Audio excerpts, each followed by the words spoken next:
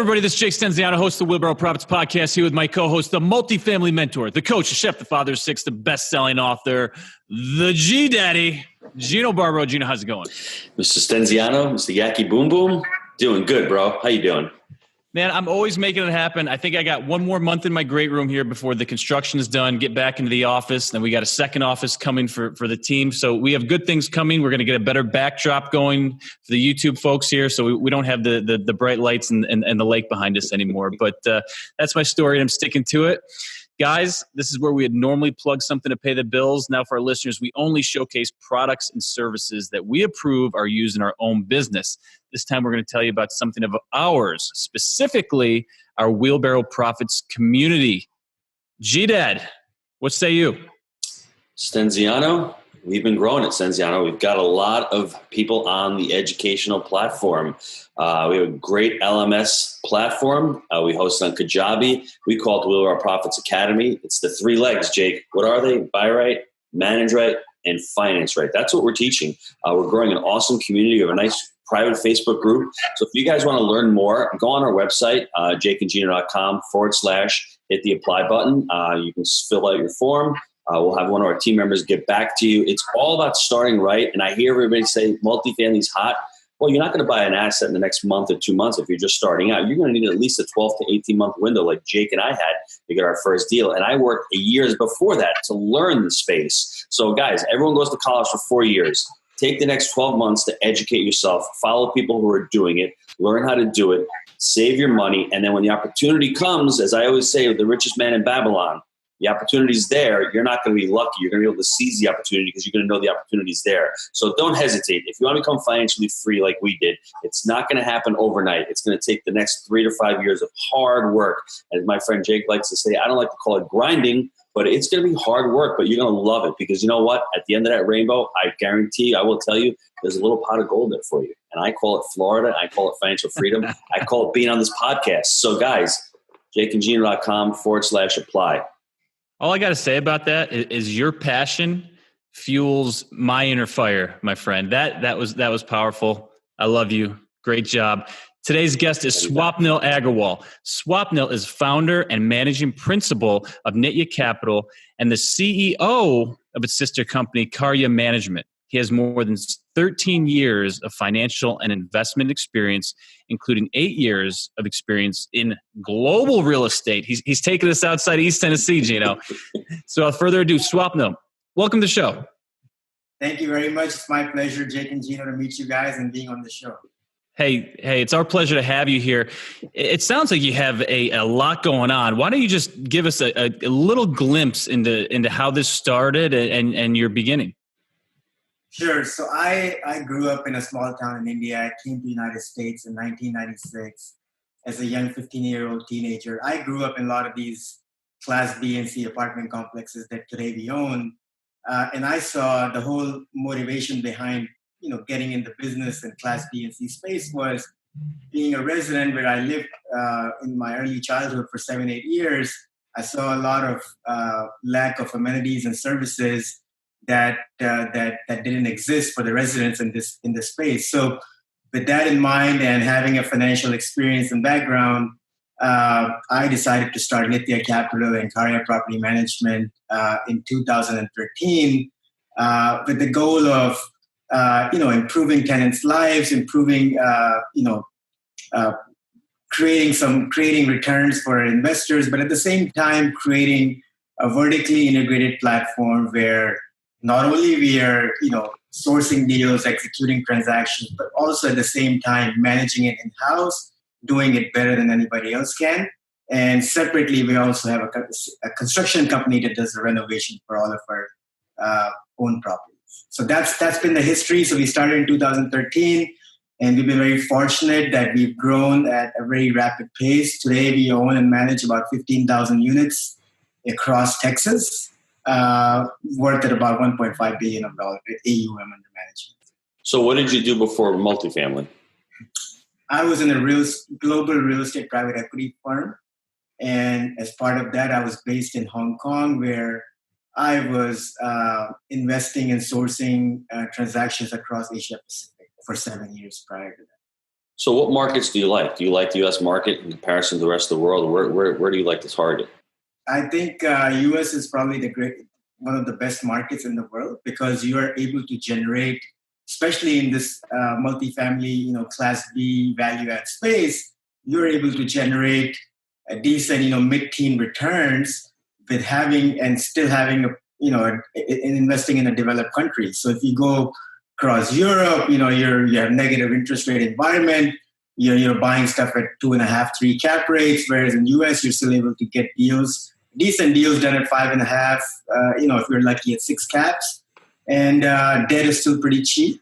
So I think US is a very, very interesting market. It's a developed country, and I think that especially in the Class B and C multifamily space, it's a great environment to be in. Let's go back to your first deal. What was that first deal look like? It's a very interesting story. My first deal was a 160 unit apartment complex in a pretty rough part of town. This was in March 2014. The total deal was $4 million. I did not have the net worth to do the deal myself, so I went to my close friends and family. At that time, raising 1.3 million was a big challenge. Even getting a debt finance at that time without having a net worth or the experience was a challenge. But we took the risk, took the plunge, gave personal guarantees and recourse. Was able to secure a $2.7 million financing. Was able to raise, luckily, the remaining equity to get the deal done. But once we acquired the deal, the first 3 months, I thought it was the worst decision of my life. I was sitting in a class, here I was coming from, working in a high rise in Hong Kong, and here I am sitting in a Class B apartment complex, leasing off, paying a packet, trying to collect the rents and being threatened for my life. So, hold on. So we have some similar experiences here, and what Gino and I have found in these types of apartments is there's a certain fragrance into the down units, and it's rotten fruit and cigarettes. So I'm sure you had a lot of rotten fruit and cigarette smells coming to you in that deal. Is that correct, my friend? Along with that, there's plenty of other smells which I cannot even. When we took over the property, I think I had 160 units. I think 80 units were missing basic appliances. Oh. And even air conditioners on the 25 units were missing. And, at that time, we thought we did our due diligence, but between the due diligence and closing, there's a 30, 40 day period. And I think during that time, the owner had gotten rid of and taken along with him, tracks with him. And I just couldn't believe that somebody would do stuff like that. So we walked in, there's units with holes in the roof. And we're like, what's happening here? Is the AC is missing. And you realize in the actual lease documents, you say he had said that appliances would not be provided, which is, very rare that apartments usually always come with appliances. So here we have a residence living with basic amenities where you include your refrigerator or your oven. And then, you take over a property like that and you're scratching your head. It's like, what did I just do? Hey, quick tip to the guys out there. Rent ready. People get, when we're buying, people, push back on this and then they finally kind of get hip with it. We always ask for rent ready units. If the unit is going to, and then look, it doesn't have to be, a total upgrade or something, but when we're taking over, we want rent ready. And that means the appliances are in place, countertops, everything is there and it's ready to go if you had to lease it to somebody. So that's one thing that we ran into on our third deal with the 136 units. They were using all of these, the maintenance guys were using these as maintenance shops, all these units. And they were just filling them with junk, and the owners had no idea. So, guys, this stuff is real, and man, that's a tough pill to swallow. What was the price per unit on that one? This is 2013. I paid $25,000 a door at that time, and I had plenty of guys telling me you're overpaying for that. I said, look, I just can't believe how you can overpay it by paying $25,000 a door. So I went ahead and did it. Good for you. And as you know, that last 4 or 5 years, just the market's changing. So let me ask you, what was the rent or if you remember the unit mix and the rents that you were generating on that place? Do you remember that? Yes, I think on the rent roll, the effective rent shown was about 71 cents a square foot per month. Mm-hmm. But I think once you took over, you found there's plenty of concessions that were being given, and so I think the effective rent was probably in the mid to high 50s per square foot. So do you think you're getting $500 per apartment on average? I would say at 160 units on paper, yes, it was being shown that it was collecting about $75,000 a month. So it's a bit under $500. But I think once we took over, occupancy dropped quite a bit because a lot of people were just living there to show a higher occupancy. So the collections dropped to about 63,000, and then the occupancy dropped to 65%. So it's quite a difficult thing.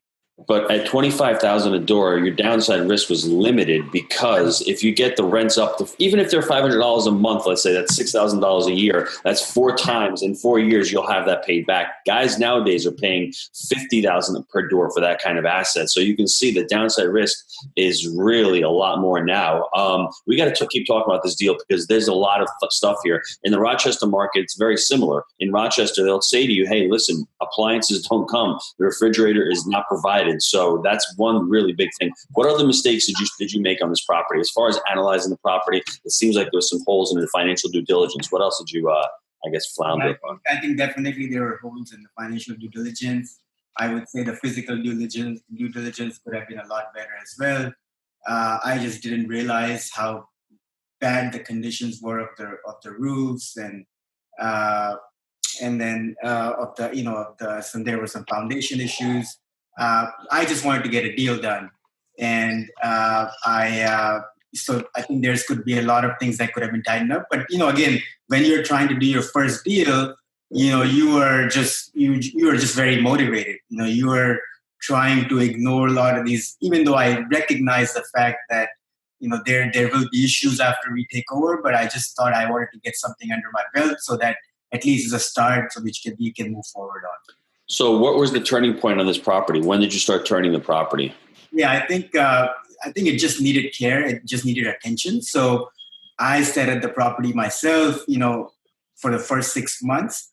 I think the crime had to be, restricted. So you couldn't just let rent to anybody. You had to do your proper background screening.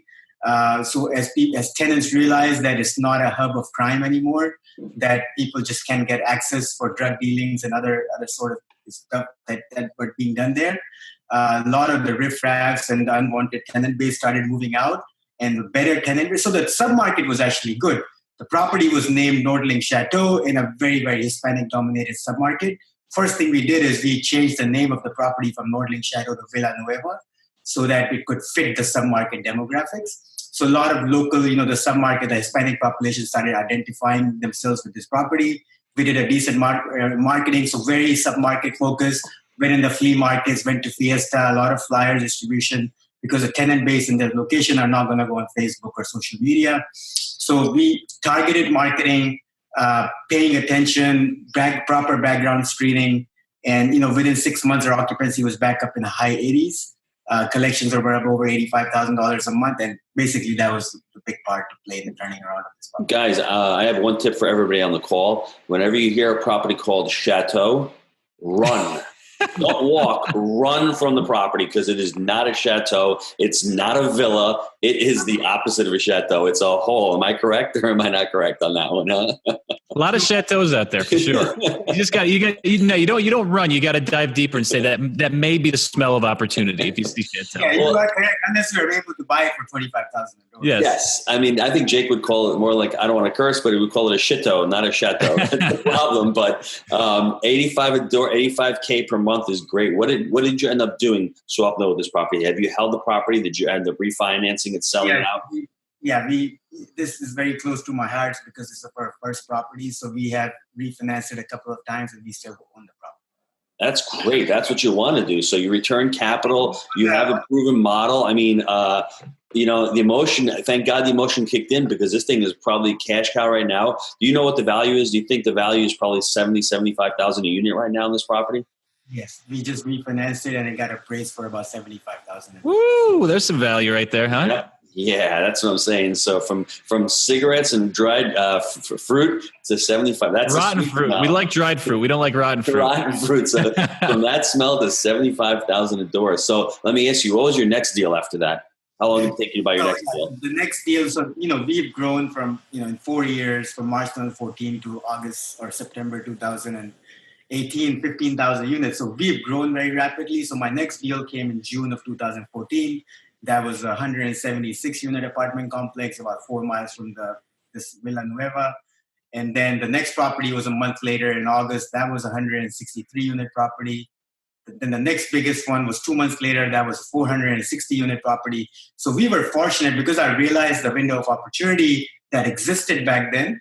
And the first 3 months at Villa Nueva or Nordling Chateau gave me a lot of confidence.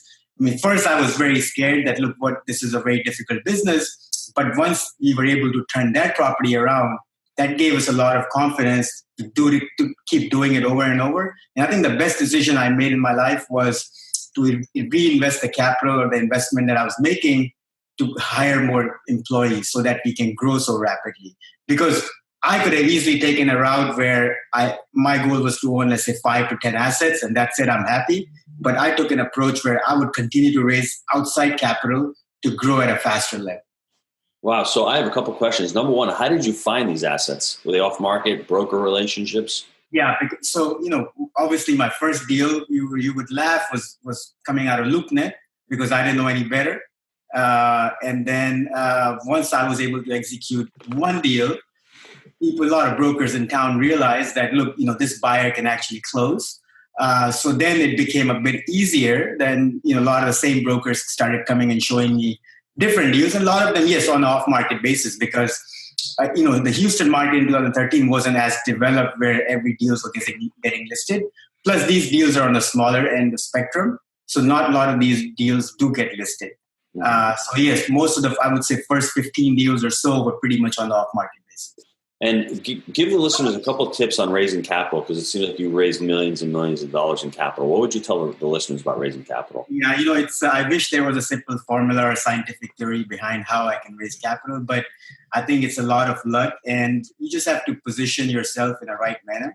And you got to, a lot of investors, you can, when I used to meet them, I used to have a nice presentation or an OM that I used to present to them, and I used to tell them straight that, look, any deal can look great on paper. Any deal looks profitable on paper, but you got to be able to look me in the eye and feel that you can trust me with your capital, and only then you can invest.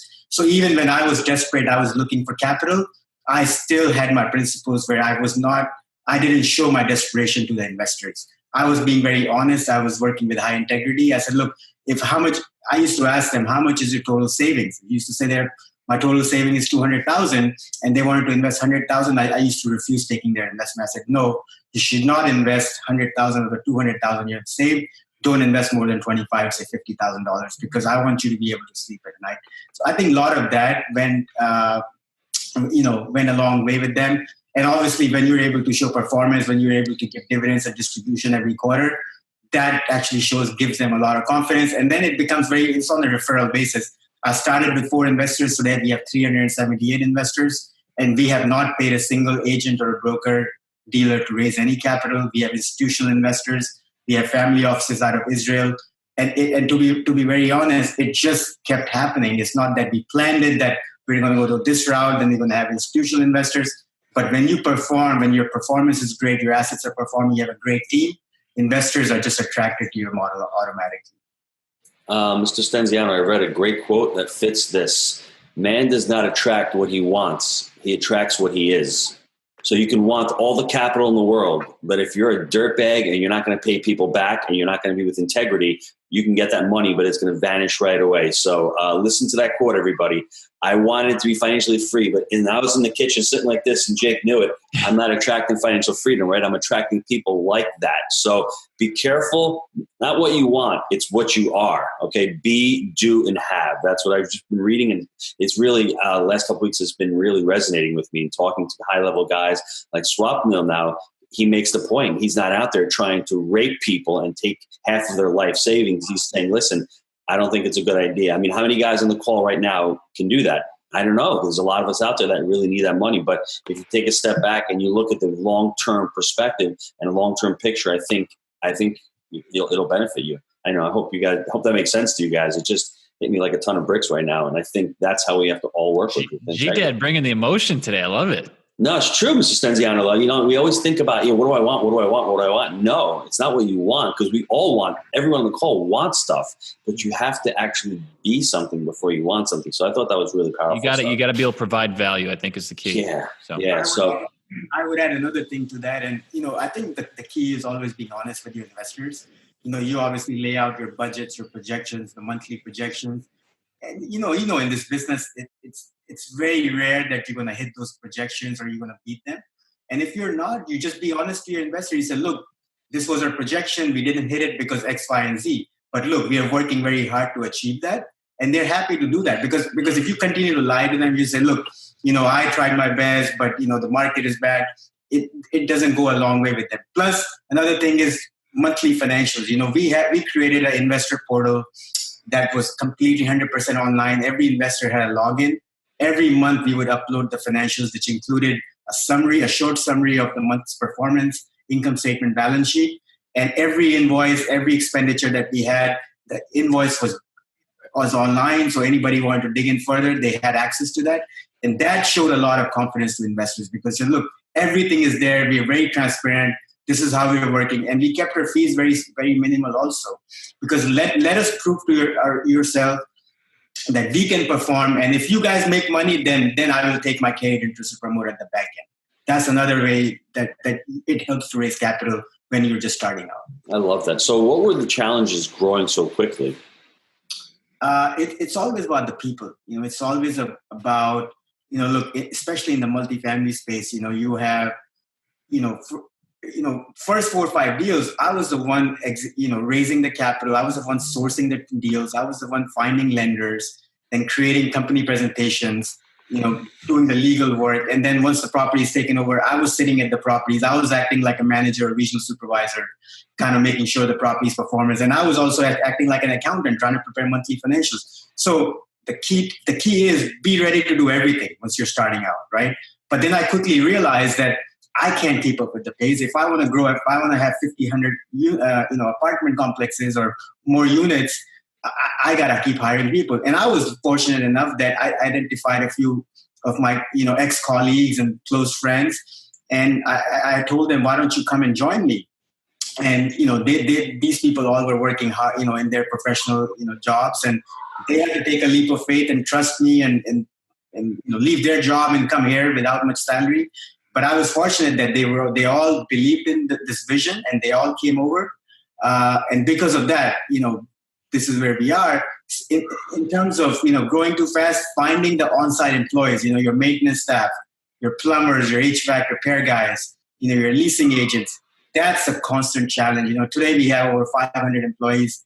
And I think that's a constant challenge we all face in this industry all the time. And this was one of the challenges we faced, as we were growing as well. Wow. So let me ask you, what is your best real estate tip for the listeners going forward in multifamily as far as buying and as far as continuing to grow?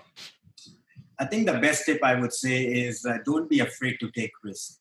When you're passionate, for me, real estate it's in an industry where you can feel, touch, evaluate things. You can see if that asset is in real estate, it's always about location, right? No matter if it's multifamily, retail, office, industrial, no matter which asset class, it comes down to your location. And if you feel that location is good, don't be afraid. Do your due diligence, do your research behind the submarket, the growth, the occupancies, the trends, the comps. Where's your value add? What's the subject properties rent? What are the comps at? And if you believe that there's an opportunity that exists with an asset, don't be afraid to jump ship and take the risk. Don't just sit there and talk about it that I want to do it.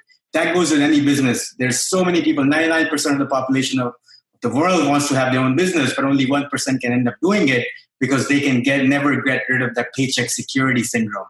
You got to be able to leave that, and you got to be able to, say, look, I want to do it. If it doesn't work out, I'm going to go, what's the worst that can happen? I'm going to go back and get a job again.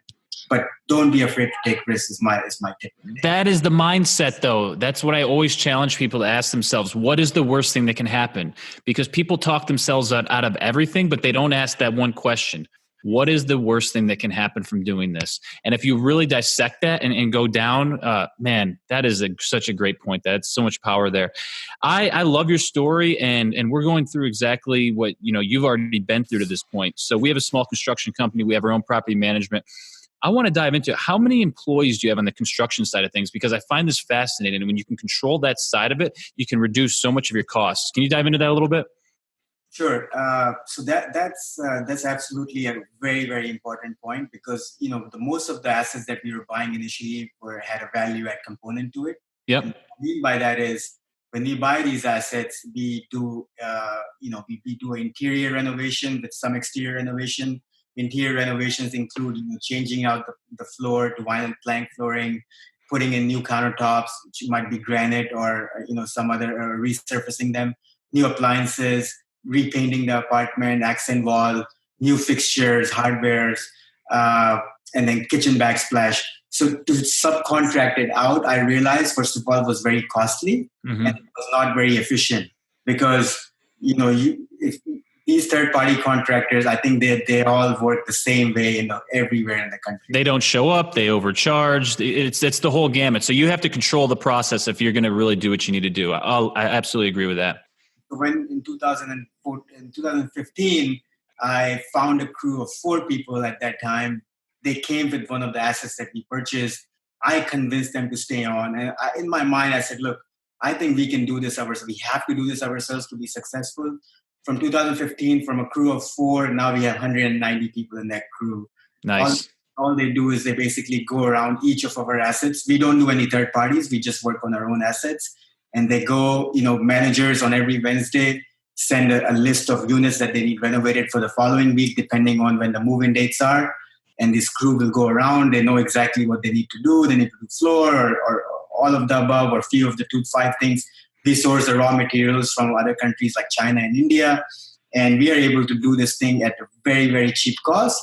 And that means we can offer that product back to this tenant base with only a maybe $100 to $150 rent bump, because we're only spending $5,000 to $6,000 a door in this renovation cost. Whereas if I had third-party contractors, it would cost at least double, and then my ROI wouldn't make sense. You are the man. I love everything I'm hearing today. This is great. What tip would you give to the audience when starting out for growing the actual property management side of things? Because it's very challenging without systems in the beginning and being able to pay folks accordingly. What's a good tip you can give to the folks? Yeah, it's a very it's a very, very challenging, because if I had it any other way, property management does not make me any money, because whatever money we charge on the property management side, it goes towards my payroll. Obviously, initially it's very difficult. So you got to be ready to do a lot of the heavy lifting yourself. It's okay to hire third-party management companies till you get to about a substantial base of 1,000 units. I think once you are at 1,000 units, you can invest some capital to hire. I would say you need an accountant to prepare monthly financials. You need a regional supervisor. And I would say you need one asset manager or finance guy to look at the trends to it. So I think you need about 3 people for sure when you're at about 1,000 units, and then you can grow from there. Nice. What would you have done differently starting out?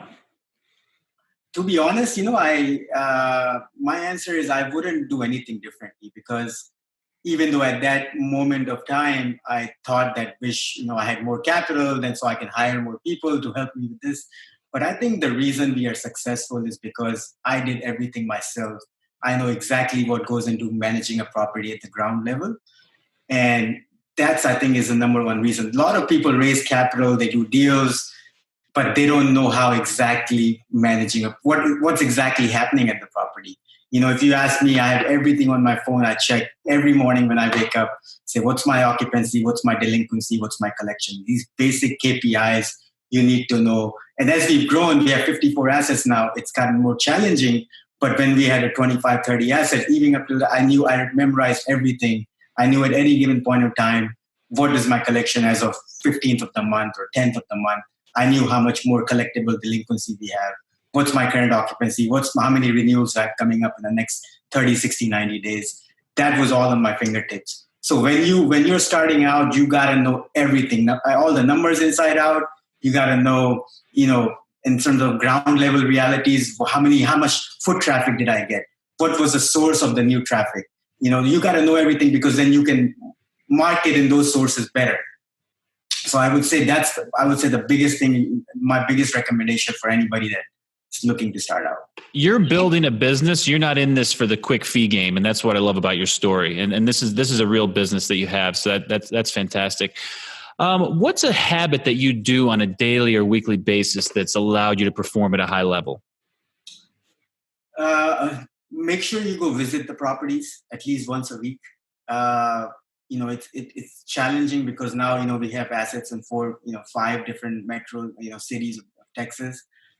But I think it's very, very important to stay connected with the assets. Hold a weekly meeting with your regional supervisors, who are your eyes and ears to the ground, and also look at the numbers every day in terms of your collections, your occupancy, your renewals, your work orders. Number one reason you would be surprised for the turnover. Number one reason why anybody would move out is not because of high rent.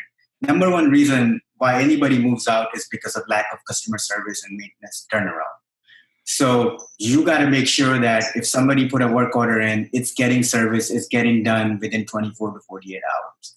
Make sure that gets done, because people don't mind paying extra $25, $50, $75 a month, because let's face it, if they move out, they're going to spend $1,000 to moving out, right? So it's better for them to stay at the same property, but make sure their work orders, their customer service is top notch. So that's why stay connected with the ground, stay connected, visit your assets, have weekly meetings with your regional supervisors and your asset managers, and make sure you review the numbers on a daily basis. I firmly believe that the key to success in the C&B space at this time is offering value and service. Not value from the standpoint of you got to be the lowest price, but you need to be offering value for value. And what that looks like is Chick-fil-A like customer service. When someone's asking for something, you need to be able to get it done. A lot of these guys get in for the fee game, and then they're not able to support it, and they don't have the systems, and they don't have the work ethic that he has to know what's going on the property in real time, because they consider themselves an asset manager. Whereas in your business, you're tracking these KPIs and you know what's going on, and you're delivering that value and that service, and therefore you're able to retain folks. That's the difference between a successful C&B apartment right now and the rest.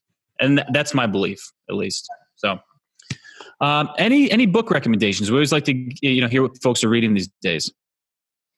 I'm a big Michael Lewis fan. I like a lot of his books.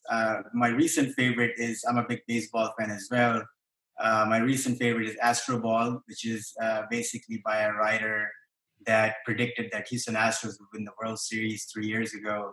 And he wrote this book, and it's very fascinating that, when you drill down, you have this Moneyball concept in sports these days. And it's so funny and it's interesting that that same concept could be applied to what we do on a day-to-day basis in multifamily, because we have tons of data that we can draw for every day, from your properties. And what do you do with the data, right? It's so same thing on the baseball or other metrics, where they have so much data, and how do you make sense of it? So these are the things that fascinate me. Turning those knobs and pulling those levers to see what's going to get a return, right? Absolutely, man. All right. What's the best way for listeners to get a hold of you? I'm available. I'm on all social media outlets. So I'm on LinkedIn. My name, Swapnil Agarwal. I'm on Facebook, Swapnil Agarwal. Twitter, I think I'm on, but I don't use it a lot. My email is there, a.swapnil, swapnil, @gmail.com. I'm always approachable and will always respond back to any queries. Man, this has been an awesome show. G-Dad, anything else today? The only thing I'd have to say to everybody out there listening is there's no more excuses, because we keep having guys who are not U.S. born, who are immigrating to this country, and they get in and they jump in and there's no fear. So I constantly keep hearing people tell me that it's too expensive, they can't do it. Stop with the excuses. Start figuring out what you want to do. Start focusing on what you want to achieve in life, and we can all do it. It's not going to happen overnight. It's going to be a lot of hard work, and that's what people confuse. They think that if they just think they want something, focus on what you want. Look at people who are doing it. Contact Swapnil. talk to him, hear his story. It's a motivating story. You want to surround yourself with mentors like that. So at least when you have questions, they can at least answer to you because they're doing it every day. So it's another motivating, inspiring story from someone who came to this country and, I mean, just created an amazing freaking business. I loved everything about it. I love everything he's doing. And I'm going to give a shout out to Dylan Marmer right now for turning me on to Art Williams, because what Gino was just saying is just do it. If you want it, put that out there, focus on it, go after it, and don't stop until you hit it. He did it very quick. He did it at a very accelerated rate, but it's out there if you want it. Don't sit there and say, oh, it's too hard. The broker this, the broker that. You want to start those excuses. You're never going anywhere. Figure it out. If you have to call 1,000 owners direct, oh, that sounds too hard. I don't want to do it. That's too much. Whatever it's going to take, if this is what you want, burn the ship, sell out, whatever it's going to take to get there and do it and make it happen. If not, stick with what you're doing and be a corporate slave. I mean, those are your choices. So I agree. Talk about burning. No, I love you, man. I think that was so much value there. It was a great show. Anything else for the listeners today? No, thank you so much. It was really a pleasure being on the show. And like you guys said, I'll summarize it as well. Believe in yourself. If you're really passionate, don't start a business to make a profit. That's all I would say. Don't start a business to make a profit. Profitability is the end result. Have a reason for why you want to do a business. My reason to start a business was I wanted to change people's lives. I wanted to improve the residents' life that live, because I was one of those residents growing up in America. I wanted to improve their lives. And yes, if you do a business right, if you have the right motivations, profit is automatically going to happen as an end result. Don't do a business just to want to make a profit. Do a business, have a reason why you want to do something, and then do it. Awesome, man. Very good. Guys, appreciate it today. Great show. Thank you so much. Thanks, guys. Take care.